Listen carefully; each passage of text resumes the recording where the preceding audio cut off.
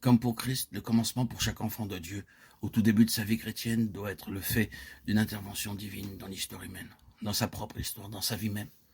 C'est un grand fait fondamental. Remercions Dieu qu'il y en ait beaucoup qui comprennent cela et qui sachent ce que cela signifie. Et qu'ils puissent dire, Dieu est intervenu dans ma vie, Dieu a fait intrusion dans ma vie, Dieu est venu du ciel, même dans ma vie. Si nous en avons fait l'expérience, nous en connaissons la vérité. Mais c'est parfois utile que cela soit défini. C'est donc ainsi, Dieu est venu du ciel en vous et en moi. Ce n'est rien de moins que cela. C'est comme si Dieu lui-même venait de son ciel dans une vie humaine, entrait dans son monde et interrompait le cours de son histoire. Après cela, les choses ne seront plus jamais les mêmes. N'est-ce pas parfaitement clair concernant le Seigneur Jésus? Un ange avait indiqué cette intervention céleste du Saint-Esprit, et dans son principe et dans les faits, ce n'est pas moins que cela pour chaque nouvelle naissance. Mais il est correct de dire que dans le cas du Seigneur Jésus, c'était une chose qui était aussi différente. Ce fut non seulement une chose nouvelle, dans ce sens qu'elle n'était encore jamais arrivée avant cela, mais ce fut aussi une chose différente. Cette naissance est différente de toutes les autres naissances. Nous ne pouvons pas beaucoup insister sur les détails, mais c'est ce qui ressort de tout cela. L'ange l'a rendu parfaitement clair, et Marie le savait, c'était là son problème. C'est ce qui causait sa perplexité, son étonnement. Comment Ce fut aussi la raison de la perplexité de Nicodème et de sa grande question. Comment cela peut-il se faire? C'est un profond mystère qui résulte d'une profonde différence.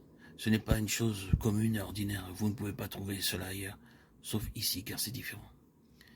Et ce qui découle de cette intervention se caractérise fondamentalement par cette différence dans sa constitution même. Oh, que tous ceux qui portent le nom de chrétiens et qui revendiquent d'être des enfants de Dieu soient pleinement animés par cela. Car je pense que c'est là où réside la faiblesse pour beaucoup.